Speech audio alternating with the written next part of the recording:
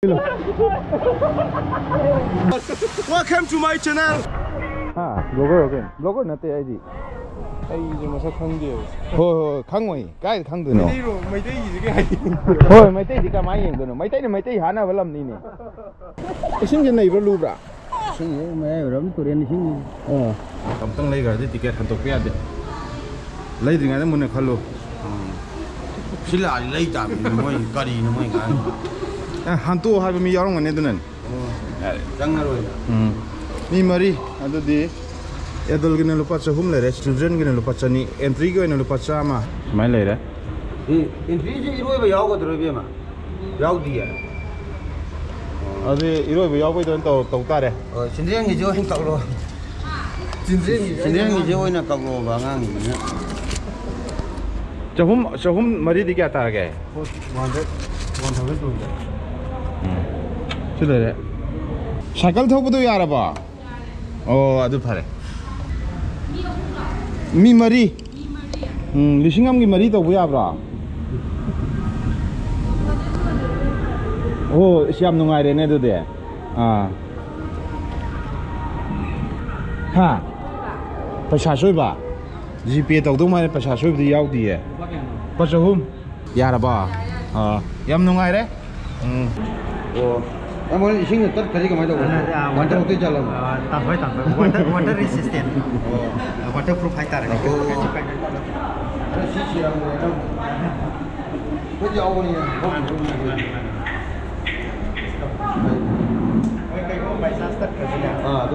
Stop sing them when you my third patient.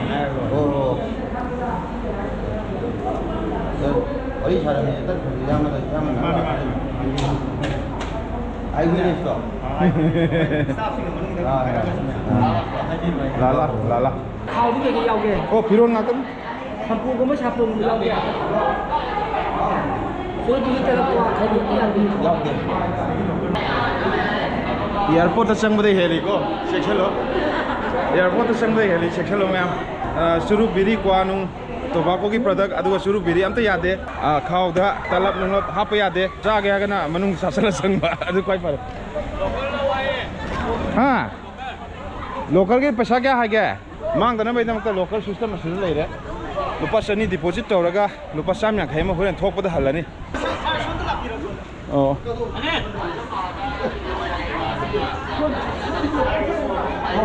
अदुग toilet facility सिदा toilet की gents की toilet की मपादा स्माइ चंगनी लोकल की ओइना फोनुंग कै का मैम दो वंस लोकल द हाफसंग गिता आदि शो से मुक्सन नाखन डिपॉजिट तवम चंगे अखोय नंबर दो 68 थमंगे अदि होरेन मांगति सेना थम हायबा चुमरा अदुग शो थरम मतुंग द हुजिं मु कैना हौदा गारि इंगि दुना How hold three? I know the pie talk for you can say she's there. Nantharilla.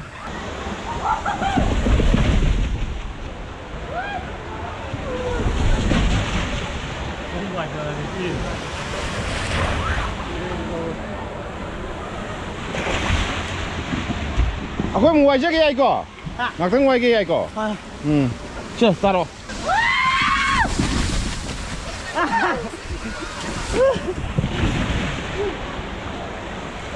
Don't watch it go. Che. ID tale. Tan bây giờ rồi sao? Khana tuna kakalo. Tuna kakalo. Nan thara ka đâu đấy? Ôi. Không làm lấy gì.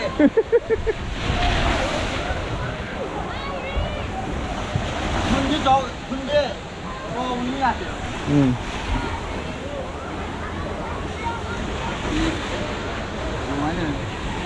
Ya, pukul.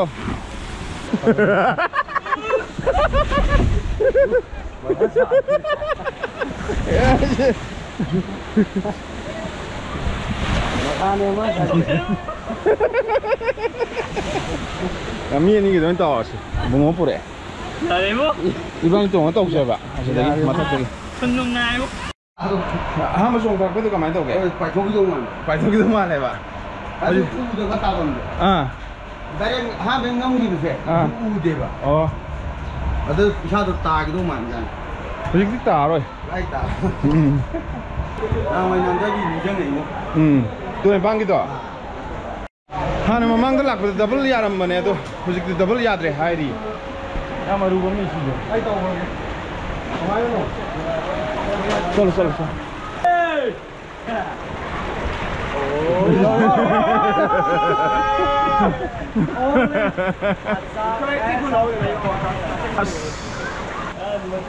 Hello.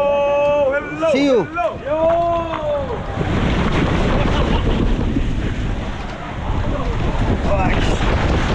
Pun kira na với Wan.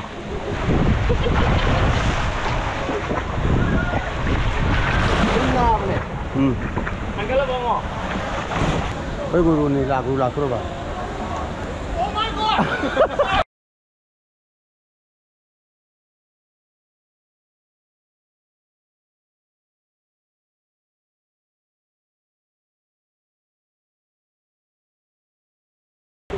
Wonderful tare. Ngajar ni. Jangan tahu tu lah. Tahu dia tak? Aku kau minin nari. Ani kan ni kai dong nak kau tare. Mai show itu kau. Rawang lah tadi. Welcome to my channel.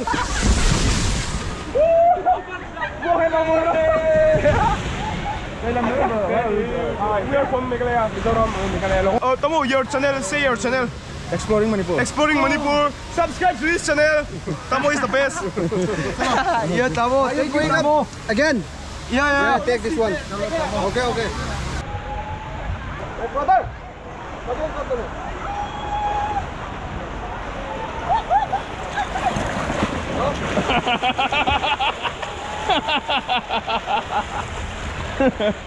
Nice shot. Apa? Okay.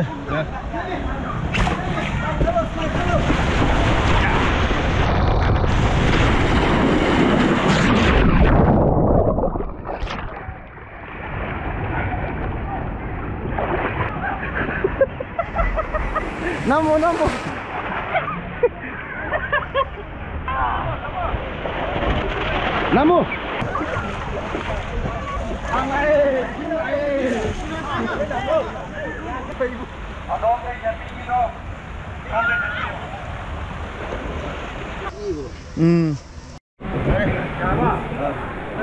Nah, di jatra di mau tu pokok. Woi, pakai ni. What? Ya, sih. Nanti jatra di. Nah, di jatra di pakai tu ni. Woi.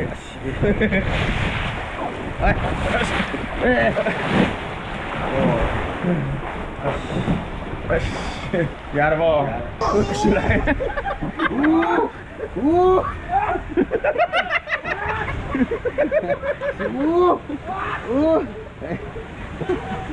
Cái dòng cái dài gì vậy? Không cái tông gì?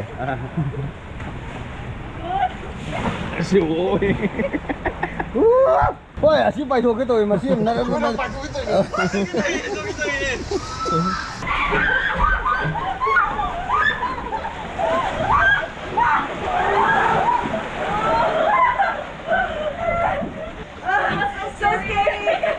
Không phải thôi nào.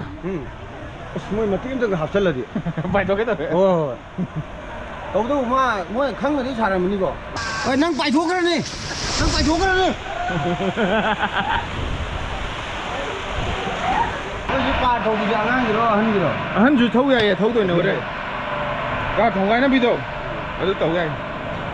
Muốn thùng cái nó bị à tầm này không? Manipur đấy. Traffic jam section leba Manipur thong gaina biya deba asi je mi mayang lam dai thong gaina tra a khoi swai thong gaina bu pak thong gaina deba Tang là gì đó. rồi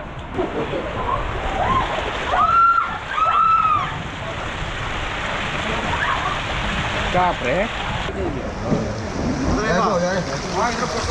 Jai Shri Ram.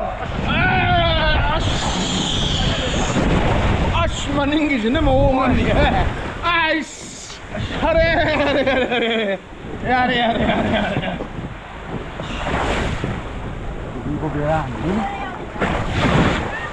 Ice!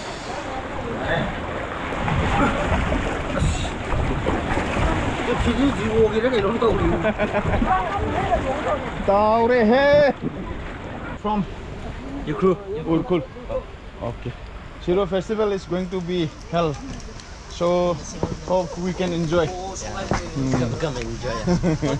But the situation is not good right now. 오케이. 아도 공도 보세요. 오케이. 씨, 뭐 먹니? 시디 먹니 시디. 아시아에 바자레네 포티. 뭐라 잉글리시네 시디.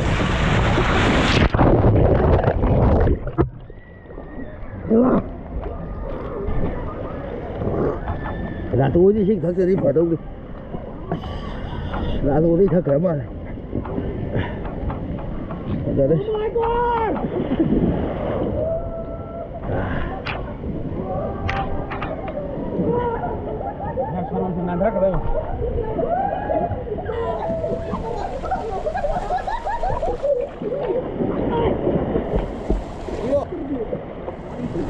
Isim je này lu bra. xin mẹ rồi tôi đến xin Adone ka hai na lu bo de ko. Kali ba? Tau don ne. Ama nan do. Phong thang ka lo.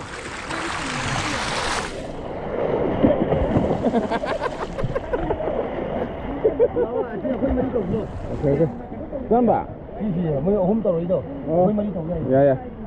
Adu di ko anh ngồi thì xin ngoài này mà phải đi cái tập quay để xí rồi Hoi. Ada giờ lúc phải không đâu mà go yên đi à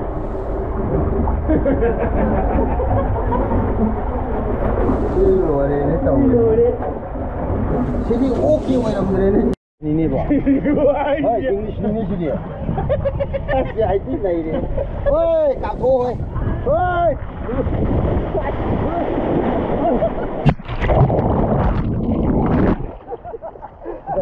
Trông được cái gì bộ? Trông được cái gì kìa?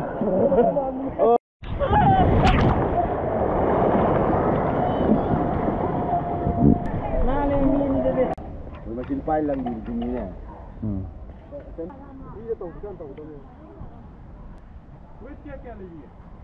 Ha. Koi wait 70. 70 ziya ko 55 ko tani ai thobi so da di auto mo Nang 55 nang lao. Anh try đâu có ya. ya so yo ko la ga di pro ta ni ni hai to ni ko As tôi thôi nghe vào. Kilo ra học là đi phải không? As. Tôi này tôi. Nai te habang mathak ta kaw se. Nang wait kya na? Nang wait kya na? Tôi thì ya đâu mà vậy. Nó chỉ cần nó tàu thì ya rồi có sự ya. Cái ya thì bây giờ không mang à bà. ahmad di 70 bu yaram me ba ado sonda ma la ko taw bu ne ko su servicing time nyaw le bu ado da amoy lai ji servicing time or ko ne ba Không Try ta wera ka mai da ba. tại đó ya đâu mà vậy. Quá ya rồi mới có. Nang wait kya nam ta haro. Sabin thì hiền mà. ado di ya ko 70 limit ai thawak taw we bu ai thawak taw we bu so phang ji Ya ya. Kaya?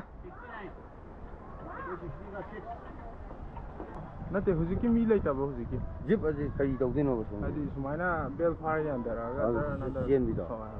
Xí giờ có ya rồi, xí chú ya rồi đó. shi bu di ya ba ya Mi lấy tập mà. Nati ba ta ne hep to wo. second ga di thobi ra no bu Thôi thôi. ai zip line ji ko to hala Ada zip line giờ phải ason rất là son này trồng rồi. sidagi flight bu ra som da taw da Okay. Khlai pu bi ro. Adu sinlaw ma phana ma khara noi be sinlaw ma yang gi water amusement park ta cycle thong ni ha ba do lak pa do thau phangoi.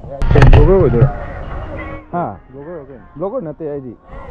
ai ji ma sa khang de Ho khangoi. Kai khang du no. iro mai dai ji ge ai Hoi mai te di ka mai yeng do no. Mai te ha na balam ni ne. Cái áo ya.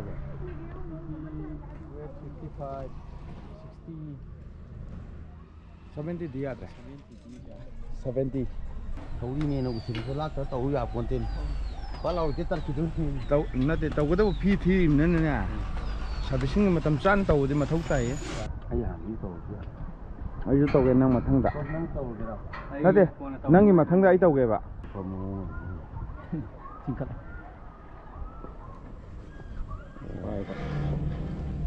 시대나 시복당 나 사토샤 시대나 시복당 아 봉나테 시복당 오이도이 나트라 mới lấy ra đã 오케이 저번에 강대들이 또 이제 볼록기엔 그러고 스카이도 가이드 시 아이 파이도 지야 돼봐 저기 이제 이제 베라 네 이거 베라 아우 숨나 나 트레시디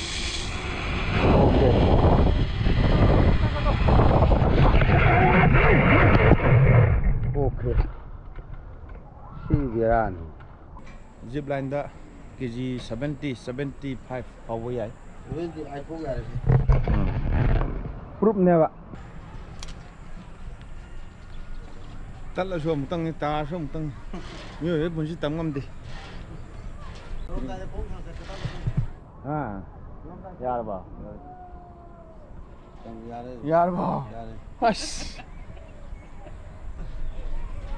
यार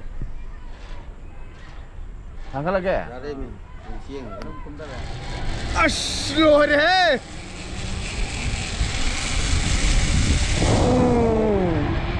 cây nó từ gì ôi mà đi ngon thôi chứ được cái mấy phim giờ sao là giúp em cái thế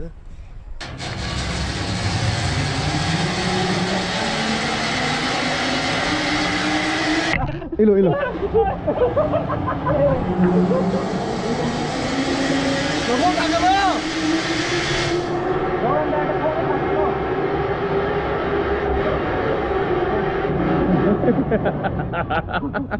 xin lỗi em em ngoài đấy. I'm from Mizoram. Mizoram. We are from Mizoram. Mizoram. I think we have really great opportunity, like so much of things to enjoy here. Like that too, like it's only around 300, right? So like in other states or something, it might cost around maybe thousands also. So like it's great opportunity.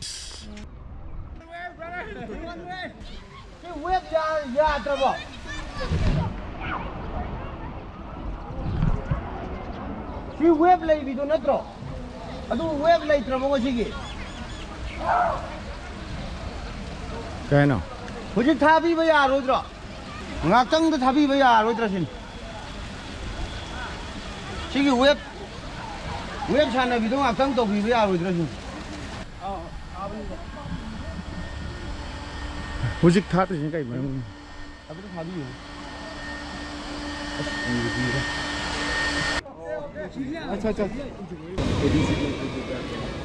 okay thank you brother love you Tuan! Dori Mari! huh Dori Mari! Kampung ni, kampung. We're from Meghalaya.